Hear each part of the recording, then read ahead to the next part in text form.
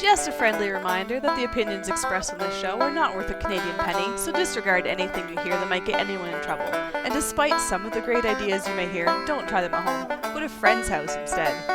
It's time to get a gun. That's what I've been thinking. Well, I could afford one. And if I did just a little less drinking, time to put something between me and the sun. When the talking is over, it's time to get a gun. Hi, everybody. Welcome to Slamfire Radio, episode 328 for October 31st, 2019. I'm one of your hosts, Kelly. I'm Adriel. I'm Trevor. And I'm Random Dave. Well done, everybody. And happy Halloween. So what has everybody got going on? Everybody's dressed up. Everybody decided that we were going to dress up for Halloween. So let's see. Trevor is Slamfire Radio Police, so it looks like. I'm the Slamfire Radio ERT team. Yeah. ERT? ERT? Is that ERT, emergency response? Yes. Tactical Ninja? What are you emergency responding to? Whatever needs responding to. You know, and here you are. I'm really a mall ninja. That's my thing. I'm dressed up as a mall ninja. You're mall ninja? I'm mall ninjaing. You can tell I got my schmog. Right? I got lots of patches. I see that. I got pockets with stuff that is not the right. Yeah, I got pockets. You got the gloves with the knuckle guards so you can beat people up. Hell yeah, I do. Yep. Stop being drunk. Let me punch you sober. Let me punch you the sober. drunk out of you. Yeah. And then we have Random Dave. Random Dave, what are you dressed as today? You're working. He's not dressed as anything. This is just regular. What he usually wears. I normally wear. Yeah. There we go. I'll be asking the questions. And Adriel's dressed as a pizza. He's got my favorite costume on. Yeah, I decided to go for something tactical and threatening. So can you tell me what your toppings are, please? Well, there's a green pepper on there. That's the threatening part. Too spicy with those green peppers. What? Oh, yeah, green peppers Spices are no, green peppers aren't spicy. They're bland and they're one of my favorite ingredients. So what else you got on you? Well, this might be like a Chinese pizza because I got a cat on me. It's a different kind. But, oh, the poor little kitty cat. I wouldn't eat that one.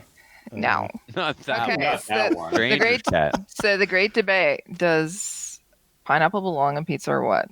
No. Not in any amount. No.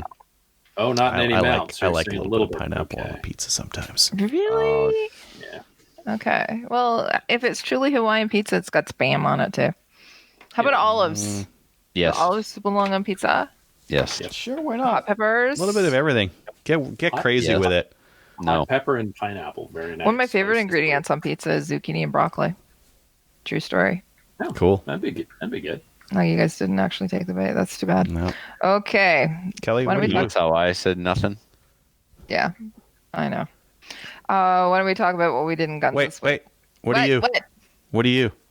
Oh, okay. So I remember I said, I don't know, was that before we started or not? Okay, so I got my sunglasses on, my tank, my belt, because the belt she doesn't wear a belt on a belt loops. No. She has a maybe you should stand up and show us that again and turn on the catwalk. She's got an AK, which I'm not allowed to have here in catwalk, Canada. Yeah. But she also has an AR. Yeah. There we go. And just like a Hollywood AR, it has no sights on it. Yeah. I know. Stop you. So actually, I got a red dot for it. I bought.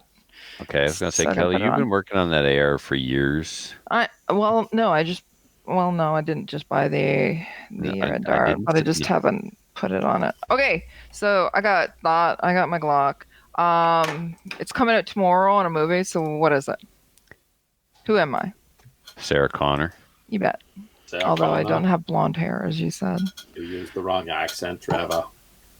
Whatever. I'll be back. Oh, did you guys see the trailer, by the way? Yes. Yeah, did you see what Sarah says? Yep. Sarah's walking away and she says, I'll be back. I'll be back. Okay, I have to put on my glasses because I can't see damn thing with those things. Contacts. I can't wear contacts. At all? Ever? I wore them once. I'm learning new stuff. I can't wear them. My astigmatism, like bar and boulevards, are bad. Hi, Brian. Okay. So my astigmatism obviously is not as bad. I have two kinds. Anyway, we're not going to talk contacts. Carry on. Okay. We're not talking scary, astigmatisms. We're talking about guns today, because what we did in guns this week is brought to you by the Calgary Shooting Centre. It's Canada's premier firearms retailer. They have the Swiss K11 rifles in. They have matching bolts, barrel bolt, magazines, and receiver serial numbers. See, I can't read. The bores are very good. Now, what's the definition of very good, you guys? Sharp rifling. No pitting. They're very good. Metal 80% plus. Wood is very, very good. So guess how much they are, you guys? Are they $479 each plus applicable taxes? That's That would be scary, Dave, that correct. you could nail it like that. I know. Good guess. I was going to say So, yeah. 500, but I'd be dead wrong. If you want a K11 and you don't have a K11 and you want one that's not been bubbed or messed with and has matching serial numbers on the barrel, bolt, magazine, and receiver, this is the one to get. Right. So what do you I mean, anyone can. You get a Sharpie and you can make those numbers all match, no problem. You're not wrong, but that's not how these ones are matched. These are original matching, not SKS stamped forced matching. Electro pencil. electroplated? Electric pencil. Just imagine Pencil. like Sharpie. Yeah. Because Sharpie doesn't ever come off. The K11s are permanent. very nice. I have a couple of them, and I really like them. You really like them? I do. They're fun. They're fun? Okay. They are. Okay. If you want a K11, why don't you contact Jeff Reese at the Calgary Shooting Center, or just email him at orders at theshootingcenter.com. So let him know you want one. And Trevor, why don't we talk to you about what you did in guns this week? Awesome. Thank you, Kelly. I went to Filthy's, picked Gallon up along the way, and Saturday morning we went to his range to teach a fundamentals class. Class was supposed to be an IPSC fundamentals class, but we ended up spending way more time on just basic fundamentals than we did on IPSC specific fundamentals. Well, the part of the class that they wanted more of was movement. They wanted some tips on movement. And so mistakes were made. I spent a lot of time on fundamentals. I didn't tell them the proper round count. I should have told them to bring double, but I told them to bring. No one actually ran out of ammo, but it was getting to the end. that's good. Yeah. No, it was good. They did. So after I showed them something, I had them practice it over and over and over. Yeah. Myself, I've been to classes where the instructor shows you a drill, you do it once, and you move on. I'm sorry, I can't retain that way.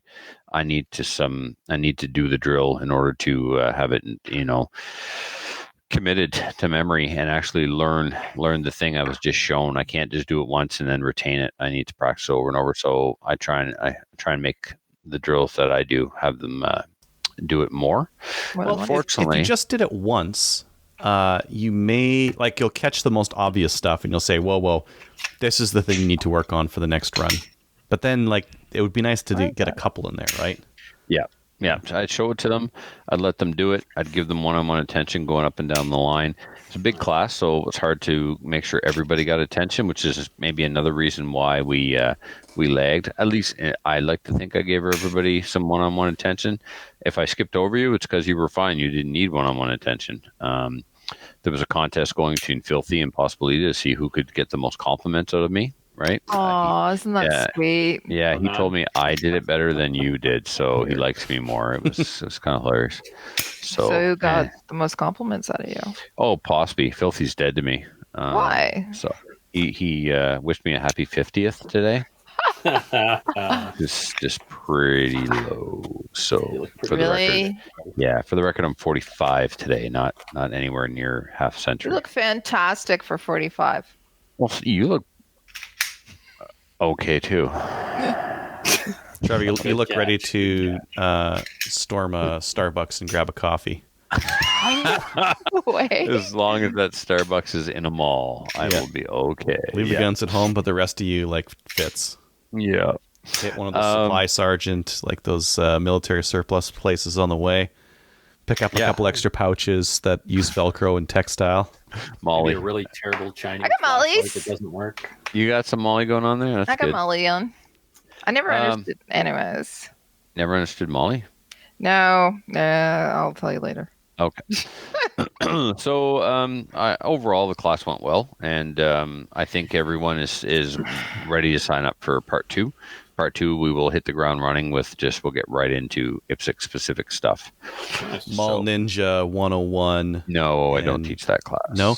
What about Range Lawyer? Range Lawyer 101. How to look like you're patching, but you're actually just patching one target and then walking back to the line. Right? Yeah. I've mastered that. I will teach them some Range Lawyer. I said, when I teach Black Badge, I teach you one way to draw. When you're an RO, I'll teach you how to catch what I'm about to teach you how to do. And then show them how to game their draw. This was the first time out with my Phoenix Redback. Let me just... what happened? Here. How'd it go? It's phenomenal. The gun is a laser beam. The gun is a laser beam, Kelly. I stood on the line for their first drill. Matthew and I, when we teach class, we do a baseline. You remember this, Adriel? We do 10 rounds, 10 yards, 30 seconds. Mm-hmm. So I got on the line with them and did it with this just to see where it was hitting, if I had to adjust the sight. And 9 out of 10 bullets went in the same hole. First time firing the gun. Damn. Wow. Did you have a big hole in your target, though? No, I did not. I had like a quarter size, loony size hole. So, wow. Yeah, and then I had to shoot Gallen's gun later, and I was doing something similar with his gun, and Reed yells over. So it can be done with any gun I see, or it's not just about your gun or something like that. I'm sure that gun's it's a sweet gun.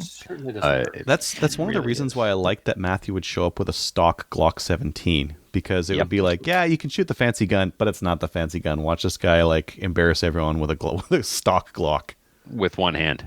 Mm-hmm. Yeah. Well, we didn't do any one-handed shooting at all. We just moved into other things. So anyway, the Redback was phenomenal. What's that thing weigh, Trevor? Almost 3 pounds. Wow. Yeah, it's heavier. It's heavier than my 357 Magnum. Wow. Yeah.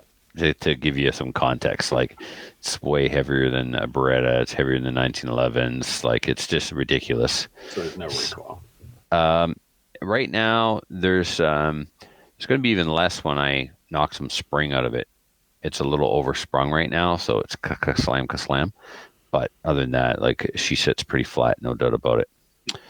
So adapting to a red dot is pretty different because you see movement in your sight picture more with a red dot than you do with an iron sight. So that's taking some getting used to. But anyway, I've had no problem finding the dot on the draw or target transition or even shooting on the move. We did a drill where we started on one side of the range and it was draw, shoot the partial target actually first off the draw, because there was a big open target that you would shoot while exiting. I didn't want them to shoot it on the move. I wanted them to practice shooting while exiting. Sometimes you can't shoot on the move, but you can shoot while exiting. So I was getting them to practice shifting their weight and finishing the shots and making sure they followed through. It was hilarious to see some of them. Oh man, we had one ADD guy in the class. He was amazing. It was so much fun to work with him. And like, he was running away, shooting at it with one hand. It was like Hollywood. It was crazy. It's like sometimes I just no, stop, come here. One guy was trying to run away, and I put my hand on him and brought him back. Like, no, come here. Anyway, so and then I put a piece of steel on the way to the other target array. So the idea was 2 in the partial, exit on the full target, and then as you're running across, as the foot plants, ping on the steel and keep going. Try and do it when the one of your feet comes down, make the shot, your other foot comes down, you keep going. You're never supposed to stop. You're just supposed to pause, shoot, keep going. No hard stop and hard takeoff again. The idea is to just kind of slow yourself, shoot it while stepping. Definitely a pause more than a stop, and then keep going again. And I was like, no, it needs to look like this, guys. And I just went back and forth, run, pause, bang, run, pause, bang. I couldn't miss with this gun. It was amazing. Sometimes I didn't even see the dot in the glass, and I was hitting the steel anyway. It's awesome. Nice. Yeah. So after the class was done, then we went back to Filthy's for the night. And the next morning, Gallon and I went back to the Miramichi for an ORPS match where we like to brag and say we've come for your medals and your women. Denied. Hard no. Matt told me before I got there, you can have my medals, but you can't have my women. And he wouldn't let me have either. I lost first place by one shot. Oh. Yeah. So, and the son of a gun, I changed the barrel on his rifle for him. He sent his rifle up to the shop. I did the work. Denis had to do some head You did a good job. Apparently. He's like, oh, it's not grouping really well yet. But whatever, Matt. Bull shark. Gave me a false sense of security and then whooped me. Anyway, the match was run really, really well. Apparently, they listen to the show and make corrections based on constructive feedback that they hear on air. So there was some changes this time, and we still managed to have a reshoot. Totally our fault, not their fault. Even though we went through every stage description together. What happened? What? Why'd you have a reshoot? Oh, we shot the targets in the wrong order. T1 was at the back instead of at the front. Anyway, so and then the steel's breaking. They're on like their third broken plate, and I see on the on the have you contact or have contacted yeah, not an issue. He takes care of it immediately, and like I think he's even sending like complete replacement sets. Are they cracking? Are you punching holes in them? No, cracking. They're cracking. They're breaking. It's like they're too brittle. Like where are they breaking on the target? Is on the bell is coming off the hanger and stuff. Huh. Okay. Yeah. So, but I mean, he's good for it. So, I don't know, Kelly. Maybe he got bad AR 500. Maybe it's not tempered. It's too brittle. I don't know. So, I set in and tested my Stag 10 with Federal Gold Metal Match 168 grain ammo. I think I shared the pictures with you guys, didn't I? Looked like a shotgun was hitting a target. No, not that one at all. Douche. Anyway, it shot really well. It shot an inch or better for most of the groups. So. Oh, I saw that. Yeah. Excellent. Yeah. Nice. And then, most exciting of all, let me grab this here, show and tell. And I don't want to hear you guys run your mouth and say, shouldn't he be ready? Shouldn't he be ready? Yes, Kelly, I apologize. Should he be ready? Ugh. Our listeners got to listen to this. Shut it, Adriel. Yeah, they had to wait What is this? Well, this is a mock-up with an STI receiver set that I've got sitting around, That's what it does. Yeah, but I'm going to start building them when the Modern Sporter is done. So this is my international barrels, IBI barrels from British Columbia. We've had Ryan Stacey on the show many times. Yep. So this is my 7.62 by 40 WT barrel. This is obviously the most important. Yes, it is definitely beautiful. And I mean, the fit and finish and construction of this barrel is amazing. And it's obviously the most important component of the 7.62 by 40 WT build, but it's the only component that's different than in any other AR-15 223 part. When you convert it's just like 300 Blackout. The only part you change is the barrel. So, right. I've got the barrel. It needs a 936 gas block. So if you see here, it's a little bit bigger than a 223 gas block. That would be a 750. This one's a 936.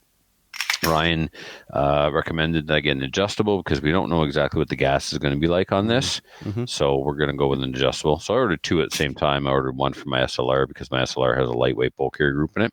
Mm-hmm. So when those gas blocks come in and the charging handle comes in, I will have everything I need with the exception of my actual receiver set from Alberta Tactical Supply. So that's what my Modern Sport is going to be. This is a 19-inch 76.2 by 40 WT. I've already started to convert some of the brass. I'm waiting for the dies to arrive. So you take 5.56 brass. Mm-hmm. When it's at full length, you trim off 5 millimeters, or it doesn't matter. You trim it till it's 1.560. So that's easy to do on any bench-mounted trimmer. So I'm using my Sinclair trimmer. Once it's trimmed to 1.560, the neck is completely gone. Then you lube it and you put it inside your 7.62 by 40 WT die, and that turns it into 7.62 by 40 WT brass. Measure it, make sure that it is the proper max length for that caliber, which is 1.565. And then you go ahead and that's it. Start reloading for it. I'm not worried about getting thousands and thousands of pieces of brass because this is not a 3-gun rifle. This is not a plinking rifle. This will be a hunting rifle. So I'm only going to ever make like a couple of hundred pieces out of Winchester 223 brass. So, and it will of course all be processed the nth degree. I'll deburr the flash holes and uniform the primer pockets, etc., and so on. And so, yeah. All I'm waiting on. You've described it before, but what's the difference between that and 300 Blackout? Length, overall length of the cartridge, and therefore cartridge capacity, the volume inside the case. There's more in that one? Much more, yep. The best analogy I can give you is compare a 38 Special to a 357 Magnum. 7.62 by 40 is the 357 Magnum. 38 Special is the 300 Blackout. So the question would be why? Question is why? Well, I like the idea of shooting a 30 cal bullet out of an AR-15 size rifle at 2,500 feet per second. So I can shoot a 125 grain bullet at 2,500 feet per second. So I got a 30 cal bullet weighing 125 grains coming out of an AR-15, not an AR-10. All the other components are the same. AR-15 size platform, 30 cal bullet. It's meant for hunting, hogs, deer, medium-sized game. So that's the why. It's not a non-restricted receiver? Yes, I'm putting this on my... I wanted this caliber for years, Dave, but I wouldn't build an AR-15 in this caliber just to shoot at the range. But now that we've got the SLR and the Modern Sporter, I'm making this caliber a reality after all these years. Looks like you get about 150 extra FPS out of a 125 grain bullet. Somewhere in there. So it is stankier. Yep. Now, since there are some pretty good 77 grain options in the 223, and the difference between the 77 grain and the 110 grain on the kinetic energy is not super duper significant. So the argument could be made, why are you going through all this trouble when you could just shoot 77 grain out of your AR? But it's 22 caliber versus 30. Like if you're going to go hunting, like a 22 caliber bullet with a whole bunch of lead behind it is not going to be as much expansion as a 30 cal bullet with expansion. Yeah. For example, the first bullet I'm testing in it is a Hornady SST. I use 165 SSTs in my 30-06, and they've killed a moose, no problem. So the SST construction is a good hunting bullet. So I'd much rather shoot a bear with a 125 grain SST out of an AR than a 77 grain. Oh yeah, for dangerous game, yeah, Absolutely. So I guess that's the why, Dave. I hope it sounded logical and worthwhile. Yeah. And then I bought a ton of reloading supplies. I bought powder. I bought Alliant 1680 because Alliant 1680 gives the highest velocity of the data that I have for this caliber of 7.62 by 40. I bought the bullets. I also bought Spear 52 grain bullets for my 22-250 loads, and I bought a 4-pound keg of red dot for my 12 gauge reloads. So I got a reloading bench to rebuild downstairs and set up my turret press, my single stage press, and my shotgun press, and get to work. Nice. So yeah, that's it for me. Adriel, what about you? Oh, No. Sorry, Kelly. If you don't want Adriel to go next? No, I want to actually just stop you for a second and wish you a happy birthday. Oh, thank you, Kelly. Happy birthday. Are we going to sing? Are you getting me? What are you saying? You're gonna what? We're going to sing. We're going to sing you happy birthday. We're not gonna sing. We don't need to sing. It's so cringy. Singing is not necessary. I thought you were going to your safe to get me a present. Yeah. Megaphone. No, you get no present. You Okay. Trevor, We just wanted to Travis say happy from the birthday. chat there was asking why the need for the large journal on the end of the AR barrel isn't just more weight hanging off the end for the 950 seat versus the 750. Do you know why they didn't go with the 750, Trevor? Maybe because the diameter of the barrel has to accommodate the inside diameter has to accommodate the outside diameter has to accommodate the inside diameter of a 30 cal. So the overall profile would be bigger than a 223, perhaps. Is 750 too small for that barrel? Like, is that barrel bigger than 750? Well, the journal certainly is.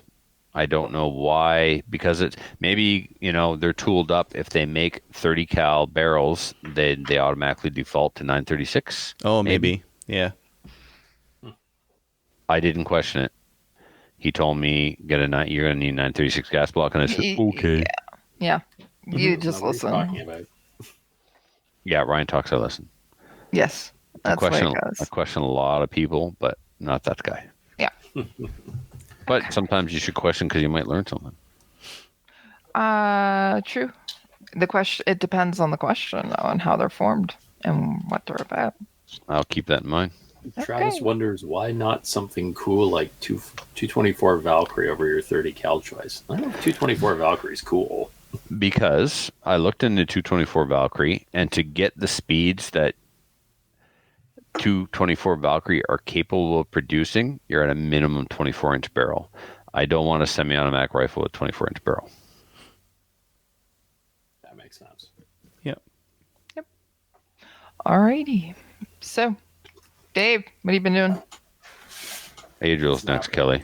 That's No. not a knife. Kelly's hosting. She does whatever I'm she the wants to. host. It's true. We will obey Kelly and not Dave, ask what are you up to? I fixed a nasty stoppage in my Marlin 1894. 357. I was shooting a vintage match and I was under pressure. And I discovered that you can stick 10 rounds into a 9-round magazine on one of those things if you push hard enough and fast enough. Yeah. Uh-oh. Uh-huh. And locked it up hard? Oh, yeah. Yep. The loading gate was completely jammed. The lever was jammed. Couldn't get anything in or out of that gun. So I had to take the tube apart, which I just kind of went at it with a screwdriver and just, cowboys take these things apart. It can't be that hard. And it's really not, actually. It's pretty good. So No, it's not. Take them apart at the shop all the time to restore them. Yeah, nothing to them. They look very complicated. I always think that those things are going to be like a Swiss watch inside, but they really aren't. It's pretty simple. So I disassembled it. The big trick to it was to take the screw off at the lever and pop the lever off the bottom of the gun, and then that freed everything up, and I was good. And I just dumped all the rounds out the front of it. The problem was that the lifter got jammed on the rim of the cartridge, so I couldn't push the cartridge this way, and the door was stuck, so I couldn't push the cartridge this way. So it's just completely screwed. So did that, got that freed up. So I'm going to carry a screwdriver in that particular size with me in my kit, just in case I manage to do that again. Don't you have enough molly and pouches that you could just carry a screwdriver on your person, and you wouldn't even notice it? I normally have a little toolkit on my belt just in case. Just a flathead, Phillips, Robertson, just one of everything. Lube, a little tiny rod for pistol, a couple screwdrivers, that sort of stuff. A multi-tool. Fly swatter. Yeah. Electric fly swatter. So yeah, that kind of sucked during the match. So I got last place because I missed like most of a match. So I just tanked on that. So, but there were only 4 people shooting, and I had fun. So that's good. It was vintage CQB. So we had a couple guys with Garand. We had a guy with the Enfield. We had a guy with an STG 40 or STG, not STG 40, the submachine gun, the MP 40, whatever. Really, German. The blue line ones. Yeah, the blue line ones in 9mm. So cool. He had one of those out. So that was pretty cool. And then I had the lever gun. So that was fun. And so that's good. So I know how to fix those things now. And funny thing, the next day I have a plinking day on the range. I'm running it. Somebody shows up with a Marlin in 30-30. I'm just thinking, I wonder if I should just mention him what happens to me. He did the exact same thing. He's sitting there talking to his dad, and he's just ramming rounds into the gun, and he rams like one too many in and like locks the whole gun up. I'm like, oh man, that sucks. So you got to be careful with that with those guns. I guess there's a reason we use magazines. Right. Well, can overload those suckers too, and all of our stupid pinnage and crimping of the mag body to restrict it. Those full length, they're 30 round mag length, but they're pinned to 10. You know what I mean? The new LAR pistol. Yeah, those ones. Yeah, so I did a mag change in the last 3-gun match on a closed bolt and jammed the follower into the into the dimples. You seated her. I did. Don't. Yeah. No, I always tell people when you seat a mag, put it in and tug it. Don't jam it in because you do that and then you're screwed. I jam them all in there. Just ram them right in with no regard for the rifle's feelings. I've seen too many people do that and either damage their feed lips or they bind the whole gun up and then it's like a 2-man operation to get the freaking mag out. Mortaring solves everything. Air 15, click. It's faster too. What else did I do? Oh, I shot CQB match 2 weeks ago. I got silver in the operator class. So nice, good for you. I kind of sucked, but I didn't suck badly enough to not get a medal, so that was cool. Good. How many people were shooting it? There were 30, I think it was 33 or 34 people, and I placed Congratulations, that's awesome. Top third. So that's very good, yeah. Just under. Much success. Yeah, I was happy with that. I mean, I haven't shot a CQB match since this time last year, and only fired my AR at the maple seeds, so I was pretty happy with that. And what else did I do? Oh, I explained our concealed carry laws to a U.S. friend whose daughter has a stalker, and he's deeply concerned with it. So he phoned me up and said, how do we get her a carry permit in Canada? Get out. And I said, there's 2 people in 33 million that have a carry permit right now. And he's like, what the? Really? Yeah.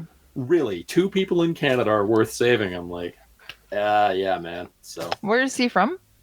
I can't remember which state he's from, but everybody in his family has a carry permit down there.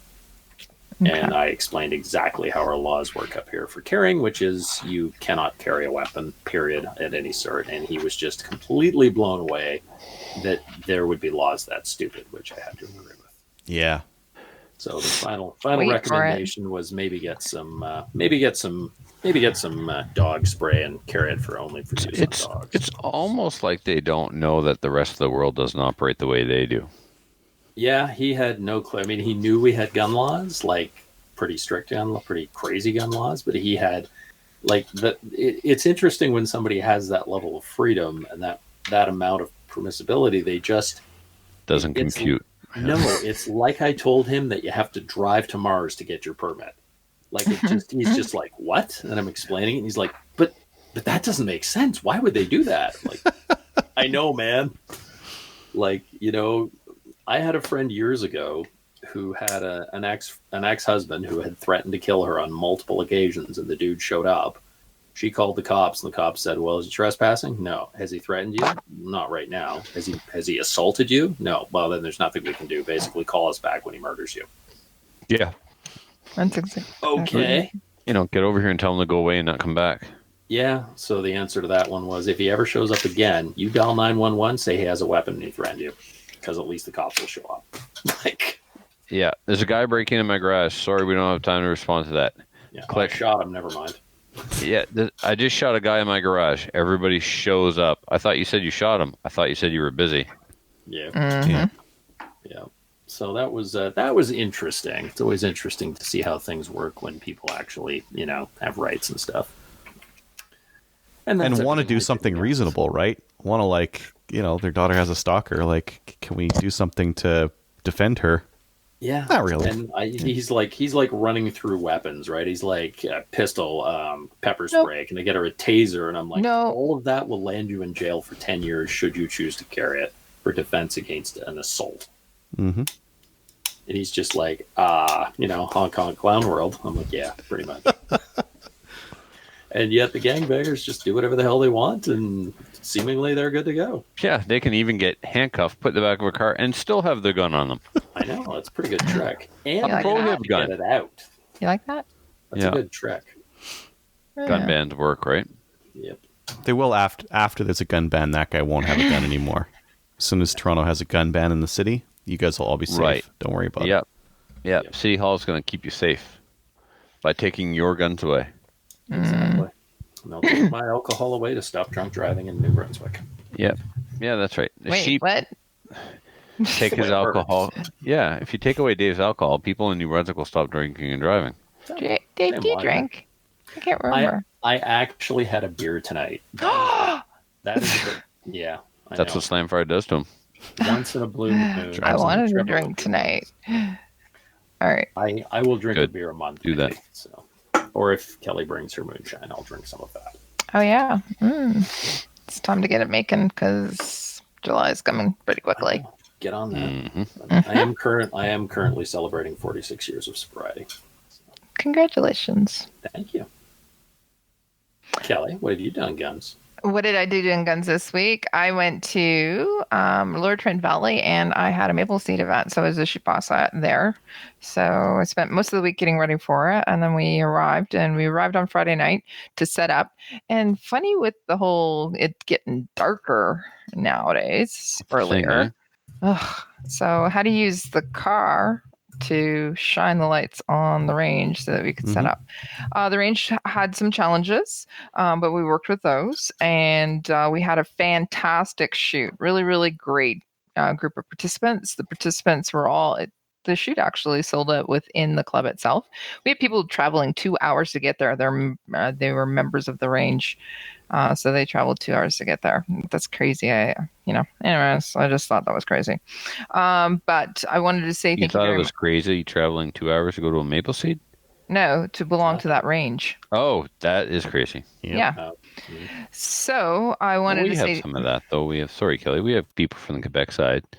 It's actually closer to come to Restigouche than And that freer. or nothing, right? Yeah, and freer. I think, yeah. Depends on where you live. I mean, I'm an hour and 5 minutes from my main club I go to. I just never go.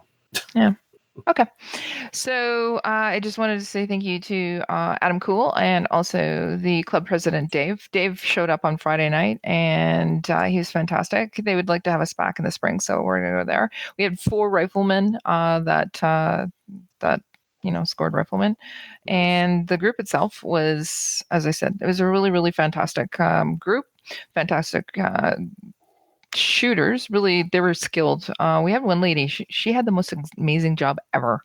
So she is somebody that doesn't have a lot of experience shooting. However, she wanted to come and learn about being a little bit more prepared because her job is, what she does is she goes and collects whale skulls. What? Yeah. So she travels up north and she collects the skulls and brings them back and then she examines them. So when she's up north, she has to be able to protect herself. So she'll carry a rifle or what have you. And so, polar bears, what? Polar bears have guns? Yes. Orca defense. Gotta get the draw on them. So she wants to make sure that she is able to protect herself and is accurate and things like that. So I told her she had the most awesomest job ever that I've ever heard. So yeah, it's kind of like, I don't know. She wraps up the whale's head skulls and brings them back and examines them. I thought it was awesome. So so she learned a little bit, she said, and we had, as I said, 4 riflemen. It was a really good day.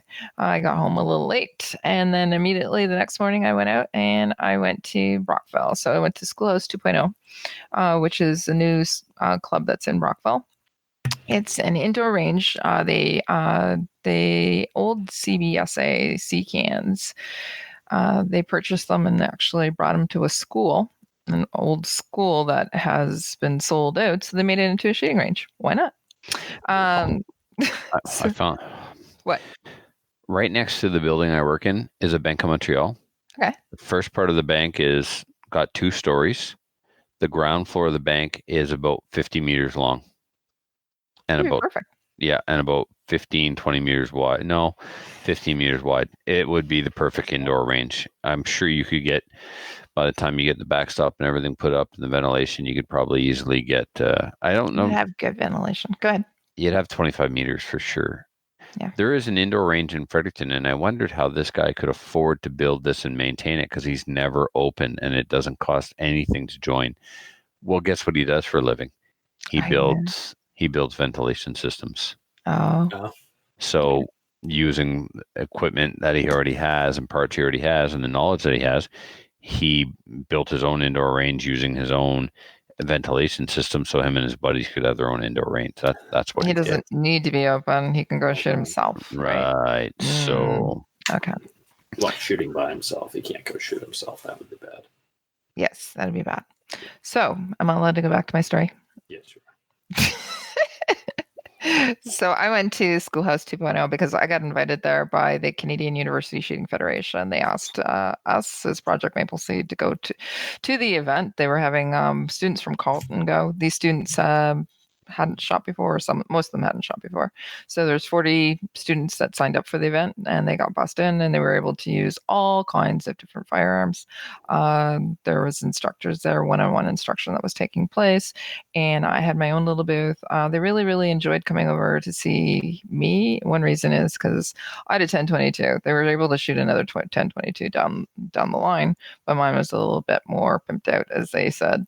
The other reason why they like to come and see me is because I actually gave them all the ammo that they wanted, whereas they had to buy it at the other stations. So they got some instruction. They had some great fun. I was able to provide everybody with a trigger trainer. I thought it was hilarious. I said, here you go. Here's your trigger trainer. And I said, well, it's a pen. You can use it at school, but as you're writing your notes and taking your notes at school, I don't know if anybody does that anymore. They use computers now, don't they? Nah, depends. So, anyways, I said, while you're taking your notes, you can practice your trigger pull. And they thought it was hilarious. They laughed. And that's about it, I think. That's all I did with guns, I think. Yeah. Adriel, what about you?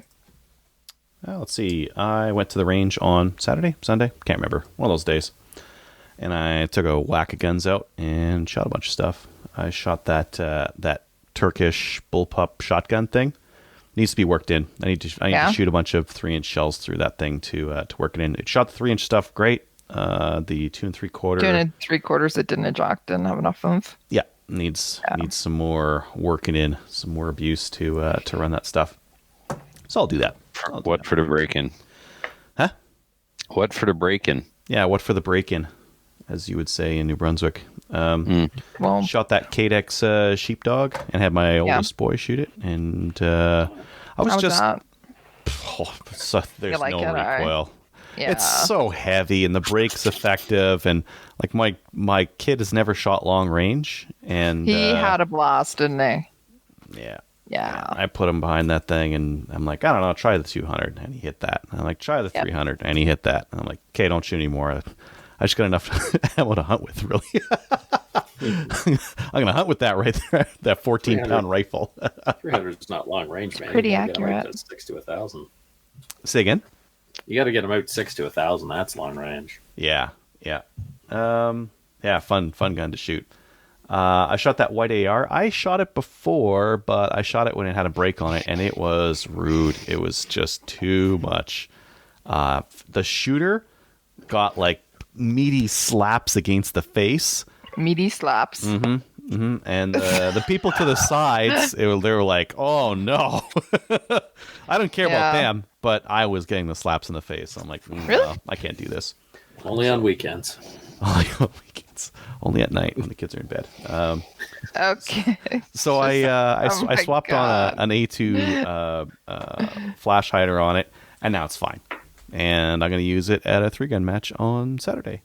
It is quite amazing when you take the brake off a gun. You fire it with the brake, you fire it without, or you've got one of those closable brakes, and all of a sudden it's like there's like nothing there. There's only recoil and barely any. I can deal with this. Yeah. Mad at Arms sent me a brake, the regulator. You can adjust how much it breaks. Mm-hmm. They sent me a package for SummerSlam, and they sent me that for myself. And Anika followed up the other day. So, how do you like the regulator? And I was like, I knew this day would come. One of my volunteers put it on the prize table, and it got given away. I never even got to test it. Oh, really? Yeah. Oh.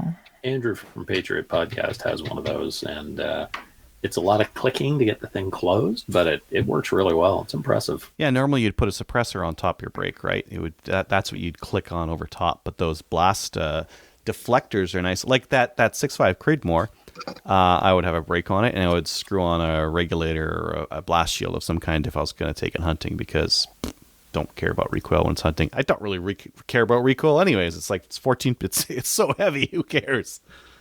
Yeah. But white AR, good to go for 3-gun. I'm glad I took it out because I thought it was just going to be fine. I'm like, I don't even really need to take it out, but I will anyways, just to make sure it's good for 3-gun. And I realized, this bolt is dry, so I put a little bit of oil on it, and it ran better. It wasn't running that good. It didn't want to go into battery, so I needed a little bit of oil. Yeah, it's like being wet. Yep. Yeah. Shot the GSG 1911. That was a lot of fun. Shot that NP29, the Norinco. I need to get a smaller safety for that one. The safety is in the way of my right thumb, and I can put my thumb up on top. But doing that, it kind of like puts all the pressure of the recoil right there on that knuckle of my thumb, and it doesn't really feel comfortable. So I think I'm going to get a smaller safety for that, and I'm going to mill the slide for a red dot, so that it's just all kinds of silly, because why not? I have plenty of other competition pistols that are good. The one thing about that Norinco that's fantastic, the trigger is amazing. It has the best trigger. You're welcome. Mm-hmm. Fantastic. There's no travel. It's light. It's crisp. Did you give him the trigger? Yeah, and my slide. And one of them came back, and the other one didn't. But the other one, what happened? What happened to it? I don't know. You'll have to ask the captain. Yeah. Trevor and the captain cracked the slide on it, but nice. I don't know if it's Trevor and the captain so much. I always thought it was just Trevor. I'd imagine no, Kelly, whoever was doing it, the other person was right there encouraging him, just being like, "Yeah, a little bit more, get in there, yeah, clamp it." What do you think? What do you think for a lot? One more twist? Sure, Cap. Why not? Yeah, why not? Yeah, go for it. Yeah. So fun time at the range. I printed and cut up a bunch of Maple Seed target number cards. Thank you.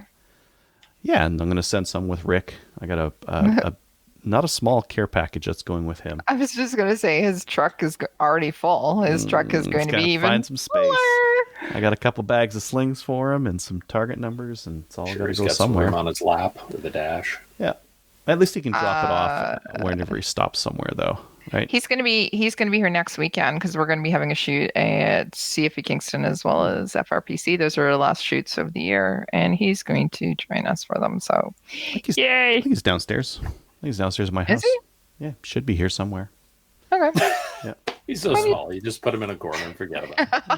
Give him the code to the front door, and yeah, that's what I'm doing this weekend is Maple Seed training, 3-gun, and more Maple Seed. So yes. Yeah. It's gonna be it. More Maple Seed. That'd be Rick. That'd probably be Rick. Yeah. Okay. That's what I was up to. All right. Let's go to upcoming events. Doesn't look like there isn't anything. I just removed the Maple Seed piece of it, so I don't see anything new. If you have events that are going to be coming up, do you have a CQB match, Dave, that you want to talk about? There's an ORA CQB match on Saturday.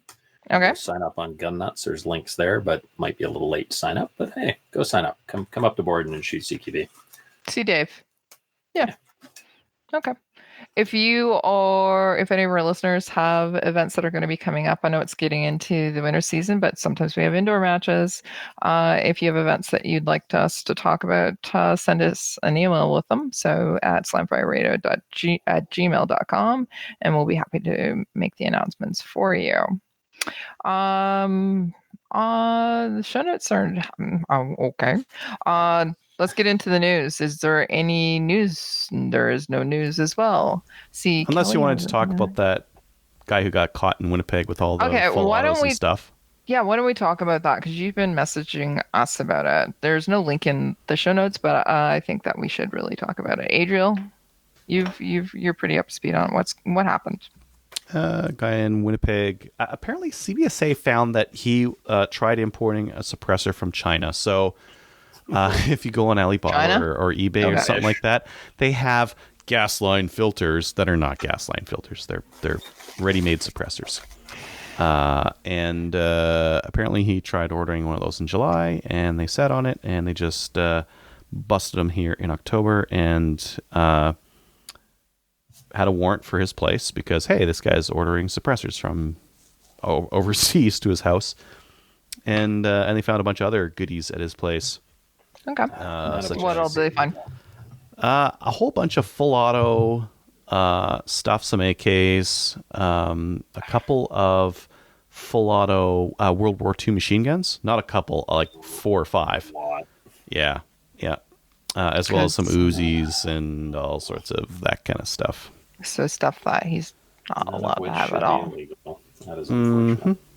Okay. Which, now, you got to wonder how that stuff gets into country. I'd imagine it's just been here the whole time, and probably no one knew about it, and he didn't register it when in the 90s or the whenever that stuff had to be registered, and has just been sitting on it. I'd imagine, or I can only guess. The stupid thing is, why would you order a suppressor? I mean, if you want to be Right. You want to break the law and make a suppressor, they're super easy to make. There's instructions everywhere. You don't even need any special tools or really anything, as long as you got a threaded barrel and a nut to fit it. So why the hell would you order them? Maybe they thought like the gas line filter would get through. But they're easy to make. Like, why would you take that chance? Like, duh. CBSA knows what's going on, man. They know who these companies are. They know these addresses. You know what I mean? Like, you're giving them way too much credit, Trevor. Like way too much credit. Hey, they caught this guy, didn't they? They caught this guy. It but worked. how many pistols are coming over the border? How many other stuff is coming over the border? They caught this guy. Yeah. I talked to a guy who worked border stuff at the airport, and he said they catch a tiny, tiny, tiny percentage of what's coming. Yeah. The risk is high. Like you would if I was sitting on a huge collection of illegal firearms, I probably wouldn't be doing risky stuff like that because it just seems like stupid. Yeah. Too high a risk. Just got lazy. I wonder how many other things like that. Like maybe he got those AKs in the mail. Who knows? He's just like, whatever, man. Seems like a good deal. Yeah. Can you mail it to Canada? I don't know. Let's find out. I wonder if he bought it on Wish. I was just thinking it's probably Wish. That's Some of the hilarious. stuff I've seen on there is hilarious. Yeah. Airsoft suppressor. Yeah, no. Yeah. No, it's not. Mm-hmm. Flashlight. Yeah. Flashlights, yeah. All right. Why don't we go on to new gun stuff? Cool. The Dan Wesson. Yeah. I know you've seen this one. This is the Dan Wesson DWX. It is a fine CZ75 pattern pistol. I think they said they used 1911 trigger in here. A 1911 trigger. CZ75 1911 is what it is. Yeah. Fire group out of a 19 Dan Wesson 1911. CZ bought Dan Wesson. Beautiful. Oh. Right then. Very interesting. So what you have is you have the top.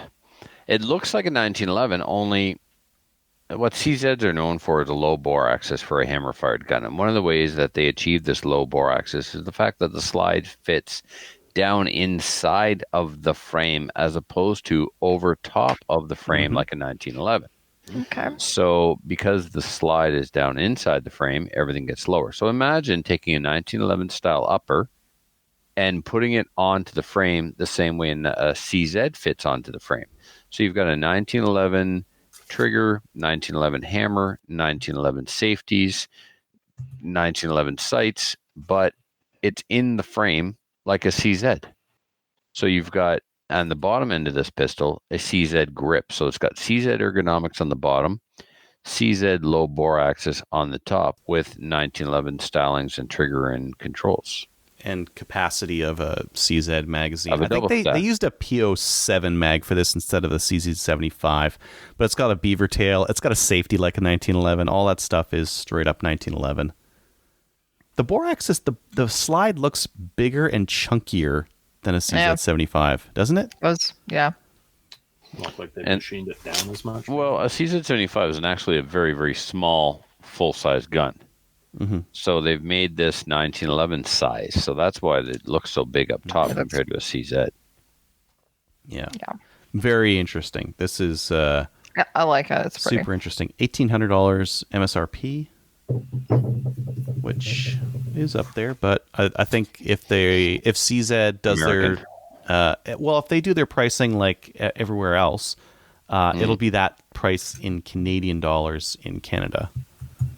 So I'm looking forward to seeing this at SHOT Show, which means that we won't get it for like 2 years. Especially No a doubt. cool gamer gun like that. But it is a gamer gun. What game it's going to fit into? It's not It's IPSC legal. single action. Right. I mean, it's a good limited or whatever other place you might put it in US or in 3-gun. Couldn't shoot IPSC with that? You could in standard minor if it fits in the box. It'll never be production because it's not striker fired, double action only, or double action, single action. Yeah. Single action only. Gotcha. Cool. All right, let's move on to Spectre Ballistics. Yeah, I want to show this one just because it's a nice shiny middle finger. This is, and it's not the first time they've done this because they also just got their FRT on their C71, which is their 1022 that uses 5.97 mags. I wonder if they know they don't need an FRT number for a gun made in Canada. They do. They don't. They just wanted it anyways. They do know it, but they want it. Okay. But All Probably because everybody on CGN is going to be going, it doesn't have an FRT. yeah. Shut up. Now this is a what do you call it? A bolt action 223, I guess you would say. It's just a receiver set, but you'll be able to use a whole schwack of your AR parts on it, and it's got a bolt that can be used, I believe, right or left, but left is clearly the superior choice for the bolt. And I wonder if it's going to be like the British bolt action AR, where the still gas operated, the gas pushes the bolt back, but it locks back. Yeah, and then you hit the release. Yeah, and you hit a release. Yeah, no, this one is straight up, just straight pull bolt. Wow. Which is a choice, right? You can do the. I'd rather have that where it locks back and all you got to do is hit a button. That would be fantastic. Yeah, the only problem with those ones is last I heard, they're prohibited now in Britain, but they were, I think, like $5,000. Something ridiculous. Of course like that. they were. That's because it's in Britain. Yeah, that's true. They were insane. Yep, that's a cool idea. Yeah, I think so. Yeah, I mean straight bolt's fine too, but it's probably. So wouldn't even have a spring, or would he bother having a spring? You might as well leave everything alone. No, why? Like if you could, if the BCG is nice and compact, I don't know if this is how they're designing it or not, but if the BCG is nice and compact, you could run a folder on it and have nothing in the tube. Yeah, but I would, to design it as simply as possible, I would just make it so you took out the gas tube, you turn the gas block around. I would attach a bolt that would come out the side of the receiver, so the gas key would be removed and a modified gas key would be put in its place that had a charging handle that would come out ambidextrous, whatever side. And you would fire the gun, bring the bolt back, and let it go, and the spring would chamber the next round. Oh, I get what you're talking about. Yeah, that's kind of an interesting idea. Just rack it back and let go. Assisted loading. Interesting. Interesting. Yeah. Right? They've got the button in England, gas operated. Well, we might lose the gas component, but we can keep the spring component, right? So we manually open it and then just let it go. So it's straight pull it back, let it go. The spring chambers the next round. Yeah. Yeah, that'd be an interesting idea. Well, let's do it. In case that's not what they're thinking of, let's do it. You got some CAD skills? Let's draw this thing up. Matthew and Owen is like, we need a Beowulf mag, and then they made like $1 million. So come on, Adriel, this will be our thing. Let's do this. Let's design a bolt action, spring loaded, whatever AR-15. Do they know they've made $1 million yet? I don't think they actually made $1 million, but they started buying little ultralights and opening a flight school. That's true.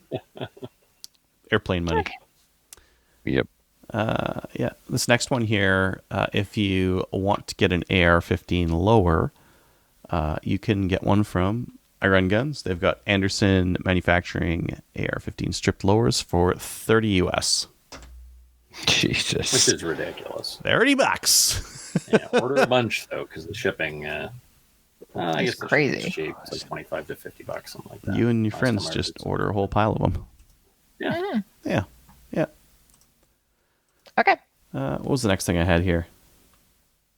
Ollie's Armory has ATI Omni lowers for $75. Yeah, if you're looking for something in country, Canada. Ollie's has some ATI Omni hybrids for $75. That's Excellent. tax included with shipping. Tax included with shipping, so Yep. it'd be cheaper to actually go with that than the iron gun. Maybe, Yes. Yes. but it's plastic and not metal. I suppose that would still Well. be good if you just wanted to get in the game. Yeah. Yeah. Okay. The Lask.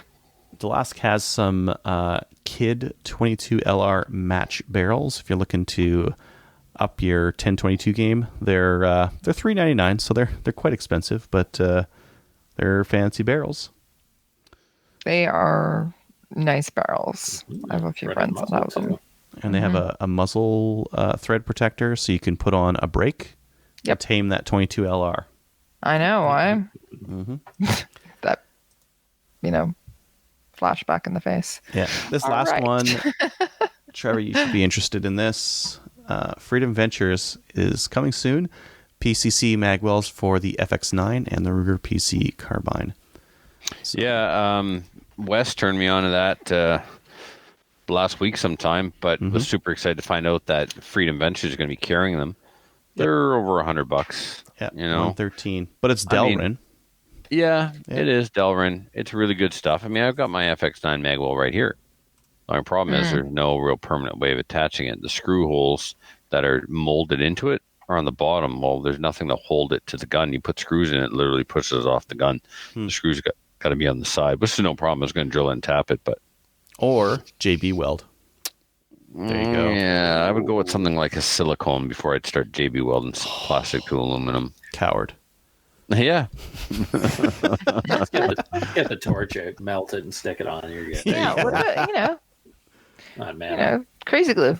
that's what I works. tried, Kelly. Didn't last one mag change. Really? Yep. Okay. Cool. All right. Why don't we go on to the main topic? Now, the main topic is something that we put out to the listeners. We asked them about they would. It's Halloween and it's Trevor's birthday. So, what scary topics are we going to be looking at tonight? Did we decide on one, you guys? Well, I threw thought out we the were gonna do idea the- before the show about you guys pick the animal or monster rather, and how you would tackle it. Yeah. I like that idea. Okay. Okay, I want zombies. You want zombies? Okay. Take Wendigos. Does anybody else want zombies? Chupacabra No, for you're going to me. have zombies. Those are off. Chupacabra, What? good. He's going to go with the chupacabra, Oh, okay. the goat bloodsucker. Okay. Adriel, what are you going to go with? He's going with the Chupacabra. chupacabra. Oh, I thought Oh, it was yeah. Dave. Oh, Sorry. I sorry. said Wendigo. Oh, A what now? Wendigo.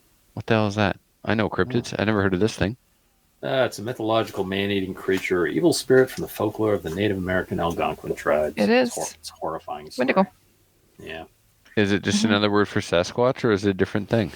No, it's a No. different thing. No. What is it's, it? It's a human being who's been possessed. So there's Right. you go eat some people and Oh, get turned into one of these things. And then, Oh, he ate some bad mushrooms. yeah. Peyote. Yeah. No, we eats don't people. have peyote up here.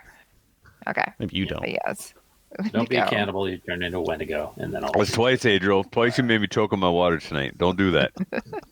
How about you, Kelly? geez. What are you going with? I don't know. Why don't you guys go first, and I'm going to think about it because I want to actually. I don't want mythological. I want something This is that's not how we true prepare to for life. monster invasion. Listen, I had a meltdown on my computer this evening while I was trying to figure out all this stuff. And now you're getting eaten by Wendigos, zombies, and Wendigos, yeah, And the goat sucker. and the goat sucker. Okay, so Trevor, why don't you go first with respect to a zombie? Okay. So at first I was thinking this is the only good reason to have a 300 blackout. You get a short carbine, 10.3 inch barrel, suppressed, subsonic, and 300 blackout makes sense to me for this job. But then I got thinking, nope, I got an even better solution. Same size gun, maybe suppressor, but chambered in 9mm. That takes Glock magazines. There's billions of Glock magazines out there in all kinds of different stick sizes, from 17 capacity Glock 17 mags all the way up to 33 sticks. Plus, the USPSA guys now are putting extensions on their big sticks to have like 34, 35, 36 rounds, right? So a PCC in 9mm with good quality factory hollow point ammunition, Glock 17 on your hip, PCC, low recoil, quiet, effective out to 100 yards. That's it. That's my zombie defense this year. A PCC and a sidearm, both chambered 9mm, both set up for Glock magazines. I have one more thing for you there, Trevor, though. Okay. To really be mall ninja and really have zombie defense, Mm-hmm. have a really cheesy knife direct from China. Look at that thing. Why do you have a Chinesium knife? I don't know. I bought it when I was like 15. I thought it was cool because it was. Oh, okay. You still have it. Cool. Oh yeah, that's. If it's- Oh yeah. Sorry, it's to all both the- sides. Yeah. so impractical, serrated. Now you're mall ninja. You're right, but I'm not mall ninja enough, but I'm still going to use my Glock knife. Ugh. Well, it's a gift from McClatchy. Ugh. Really? Yep. He gave it to me for Excellent. Christmas one year. Oh, Aw, He also gave me my machete, too. aw, Yeah. So what do you think? Is that effective? I like it. 2 guns, 1 caliber, same magazine. Yeah.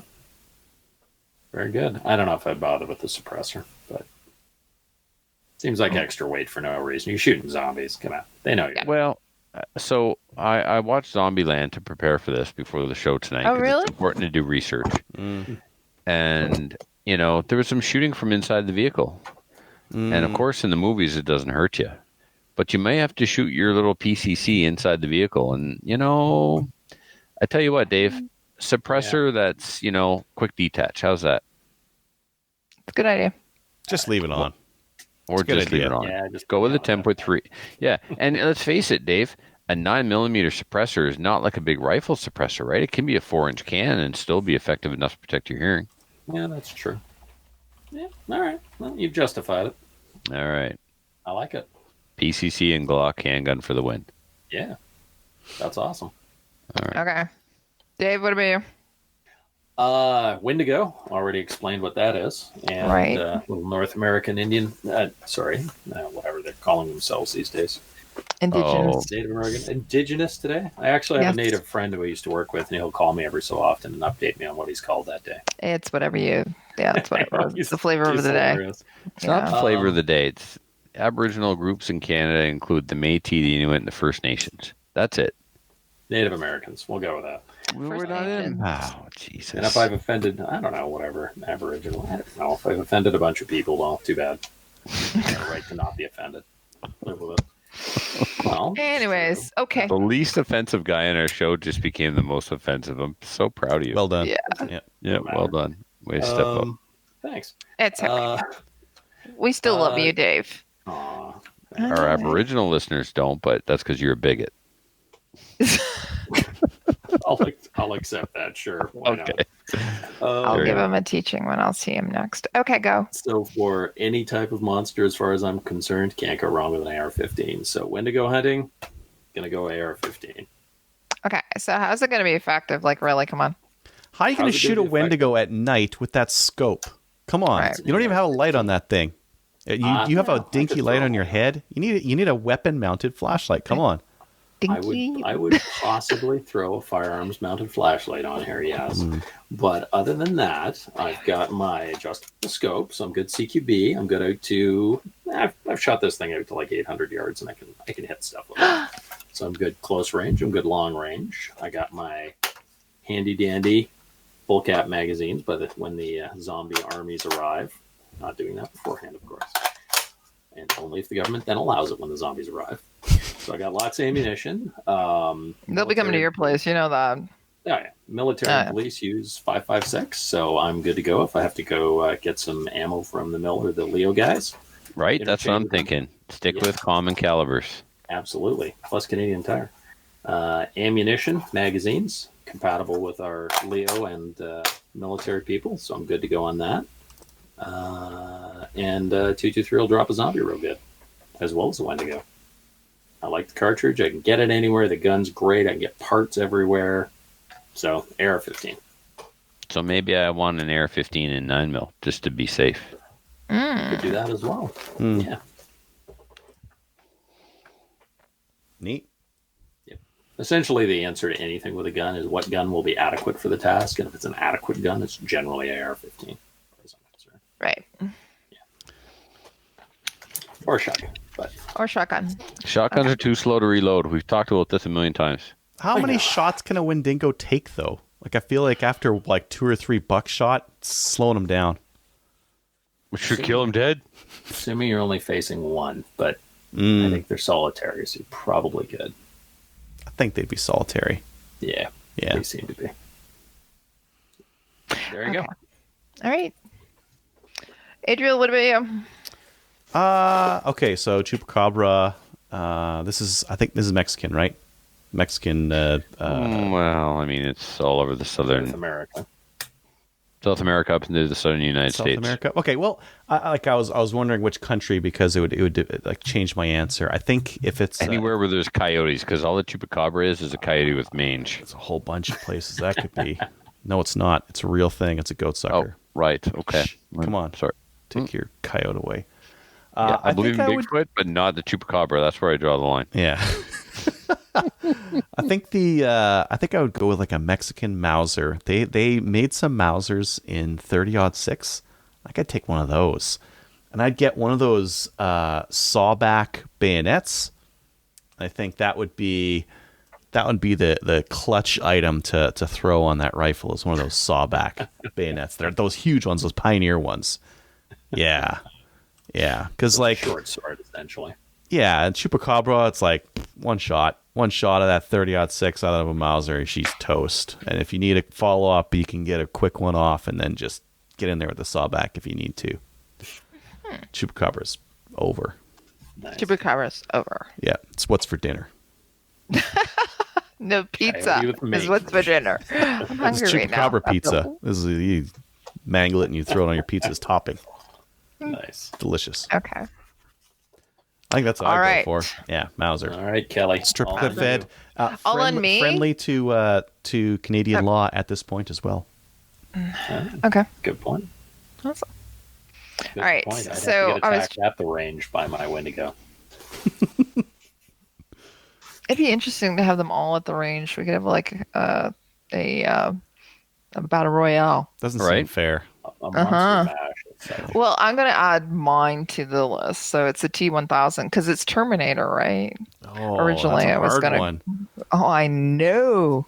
So I was trying to think because what I would use. Obviously, an AR would be effective. An AR-15. Maybe if it's chambered in 7.62x40.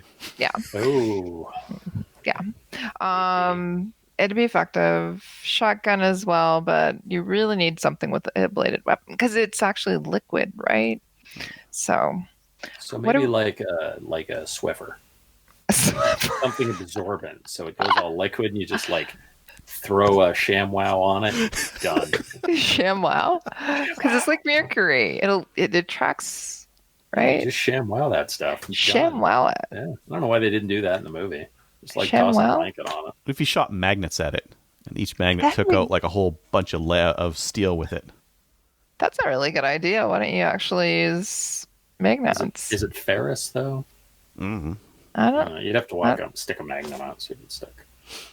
Oh, okay, one of those magnet mines that you put on a tank. Go stick one of those guys on it. Yeah. He's not magnetic. He spends the whole time using weapons and driving cars and stuff. Well, he's not magnetic, but he's liquid metal. Like, will magnets stick to him? If he's ferrous, one of those magnetic mines, it's good for if it's good for a Tiger tank, it's fine for him. You can't blow his parts up small enough, though. Like, even when they're just like molecules, they find themselves and come back together. I mean, after he reassembles himself from a mist from the anti-tank mine. Yeah. Yeah. You got to melt them. You're in like Hawaii by that time. You can't. You gotta freeze them. Yeah, but even when he's frozen, then you can't keep him frozen forever. You got to evaporate them. Completely evaporate them. I don't know if there's a weapon that can do that. Nuke. Yeah, nuclear warhead? Lava. Throw them down a volcano. And you're right, Kelly. A nuke from orbit. It's the only way to be sure. Yeah. I mean, I think that a lav would be pretty effective. I don't know about lava. Just like hit him with a lav and yeah. Oh man. Yeah. 25 mil. So what I'd are slow you him down. using on them? Well, I was gonna, as I said, you have to use something that's going to cut off his head, but I don't know. Like, yeah, I think we're gonna have to go straight to the nuclear warhead. Just a screw. Tactical nuke. All right. Yeah, Back nuke. we're just gonna have to go to it because it's the only way that he's not gonna, nothing's gonna do anything to him unless we actually just. What about Kelly? I don't know if you've given this. Maybe you have. I don't want to. Accuse you of not thinking this through because you're pretty smart and stuff. But have you considered the fallout and the collateral damage at all? We heard problem. Yeah. Hello. Plus, No. if the thing kills you, who cares if there's fire? Yeah. Right? You're gonna be dead. So Yeah. Exactly. Because at that point, right, it's all about protecting John Connor. So it's like, who cares? It's just one nuke. It's not a whole Get rid of bunch the of them. traitor. Exactly. They do it all the time in, the Mojave Desert. So come on. Fair. Why not in Kingston then? All right. Well, yeah, Kingston. We're gonna have to just go straight to that because AR is pretty effective. Shotgun's pretty effective, but he's molten, so he's a metal that's going to just absorb everything, and So you're right, Trevor. Hey, Trevor, you're right. So we're gonna. I heard you. Don't worry, I'm writing it down right now. Okay, so we're gonna have to make sure that it's heated and just. Maybe you could use your nuke to crack the Earth's crust to get the volcano, and then throw them into that as the guys. Yeah, because it's not like you can just summon a volcano. Or we can Saruman, right? We can get him to, Helm's Deep, and there you go. Drag him off to Mount Doom, throw him in. I was going to say, let's take him to the ring on Mordor. Okay. Take him to Mordor. Don't give him the ring. Then he's Saruman's problem. Oh, it would be Middle Earth's problem. Come on, man. T1000. That'd be a good crossover. I'd watch that. We would all watch that. Come on. Terminator versus Middle Earth. Hell yeah. Who's gonna win? Dumbledore would be so freaked out he would know what to do. Okay, seriously, we've incorporated Ruined everything. That's what we've done. just ruined everything. Yep. Well done, everyone. Tolkien is rolling in his grave right now. I come up with some. Frodo. I had some real good, viable solutions to people's zombie problems, and now all of a sudden, no. Oh, Harry Potter. We can bring Use him the in Force, too. Harry. So much for all the practical advice we were giving away. Jeez. Yeah, ruined it. That did escalate. Kelly's quickly. fault completely. Totally. It's always my fault. That's okay. I like that. Supposed to be a monster mash, and she goes all futuristic on us. Well, yeah. Okay. It's like these Hey, aren't real no. things, right? Well, I don't know. Well, the Have you seen some of the robot technology that's happening right now? Like, there's a Cylon out there. They've I like finally the done one it. where They made a I like the Cylon. one on the range where they're like poking the robot, whacking the robot with a hockey stick, and it's And they make him shoot the dog, the Oh, no, Boston no. Dynamics dog. Yeah, we're not gonna. Yeah, no, we're not going there. Okay. It's like Old Yeller. They make the robot shoot the Boston Dynamics yellow rover thing. Really? Had to be done. Oh, no, it didn't. Well, it's all Okay. in CGI right now, so Okay, so we're pretty much done, right? Yeah, We're done. we ruined it. Okay, very good. Very good. We brought in Mordor. Thank and we you, brought Sarah. in everybody. Okay. Listener feedback in YouTube. Have you guys been paying attention? We've been pretty much going on as we go, right? We have been. I think we lost them with the random thoughts of how Yeah, to there's deal with literally no T1000. one left. Yeah, I think it's a really good idea. If we incorporate, Harry Potter and Star Wars and Daggett. We need Daggett from Battlestar Galactica. Okay. Listener feedback. I did not check and see if we had any listener feedback this week, but because I was yelling at my computer. Let's just all right. pretend there is none, and we'll get it next week. I don't believe think there was actually any. is any. No. But let's actually just go back and give a shout out to DC Armories because they're a sponsor for the listener feedback. So Armory DC Gunsmith is a full-service gunsmith who specializes in firearm refinishing. He offers hot bluing, parkerizing, and Cerakote finishing, as well as wood refinishing. Check out his online inventory of new and used guns, firearm accessories, optics, or at dcgunsmith.ca. You can also follow him on Facebook and also on Instagram. I do go over there while you're at it. Also follow Slamfire Radio as well as Trevor Furlot, Adriel, who's the hunting gear guy, as well as 50 Cal Girl, which is me. And Dave, are you on Instagram? Mm-mm. You need to get on there, buddy. You got to tighten up your Insta game, man. Yeah. I don't see the point. I got other things to do. Okay. That's a very mature. Oh, you're going to be all intelligent and mature about it. Yeah, I just use Facebook to troll and screw about, and that's about it. Well, you could do more of that. That's you know what? That's the only reason I have a Twitter account, because it's a cesspool. That's the only reason I just opened one to tweet the Canadian gun control twits. Yep. That's the only reason I got it. Go after the doctors. Yes. Okay. So everybody go on to Twitter as well and follow us there. And if you'd like to send us an email, send us to slamfireradio@gmail.com. We'll obviously read it on our show, but not only that, you can tell us about any events or any news or anything that's happening in your neck of the woods.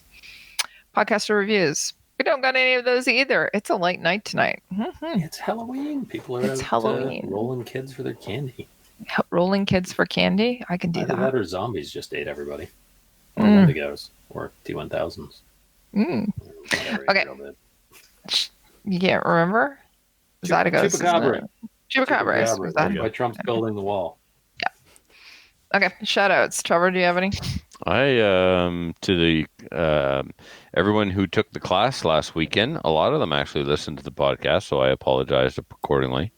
And we had a real awesome time. It was a good group of people. We had one guy there who hadn't taken a black badge yet, so I didn't know how that was going to affect the class. But John, I'm not sure if you're listening, but if you are, you did awesome, and I look forward to seeing you at an IPSC match. And everybody else, looking forward to hopefully seeing you at an indoor match in Halifax this winter, or maybe even in Fredericton, who knows. And thanks again. Awesome. Okay. Adriel, you got one? Nope. Thank you. Dave Cracky. Just to everybody who listens, you people are awesome. Oh, what? I have one. It's just going to go out again to Adam Cool, as well as Dave, the president of the Lower Trent Valley. I just want to say thanks again for coming out, actually twice coming out and let us come to your range. Definitely going to be back in the springtime.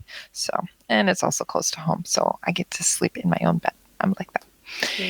All right. Patreon supporters, we have new Patreonies this week. Just want to let everybody... But we do. We'll get them next week. Okay. So... Sorry, that's me. I apologize. I was supposed to put that in. My bad. I've been busy. Just to let you know, if anybody is a Patreon supporter, we put out a bonus episode last week. So tune in. You should have already gotten it. If you haven't listened to it, there's a new Patreon episode available.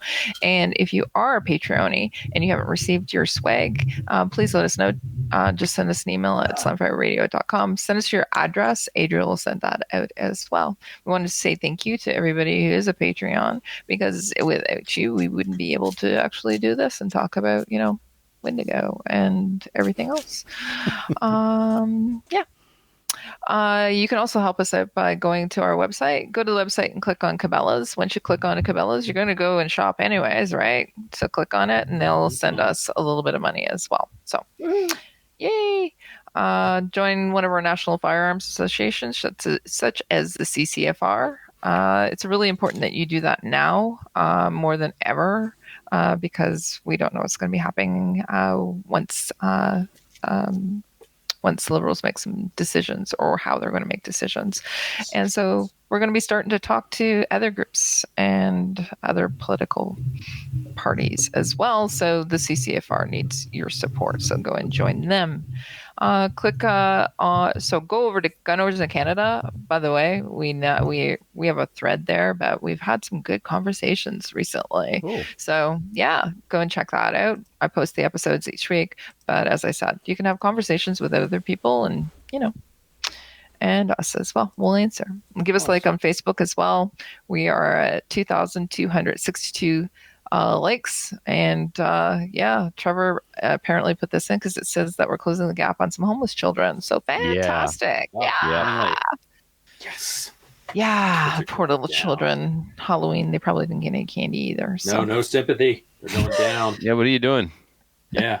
Now people are gonna be like, "Oh, the poor." If you want candy, don't don't be homeless. It's like a prerequisite. Have parents and shit. Come on. You guys are horrible. What are you gonna do? You're gonna go out dressed as a box?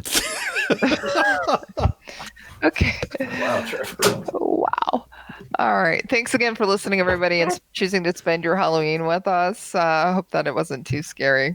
And go ahead and, roll a kid for their candy, I guess. Good night, everybody. Pro tip, they don't fight back. Well, they're small, so you're good. So if you have any comments or questions for the show, please send an email to slamfireradio@gmail.com. Now go grab a gun and shoot something. When the talking is over,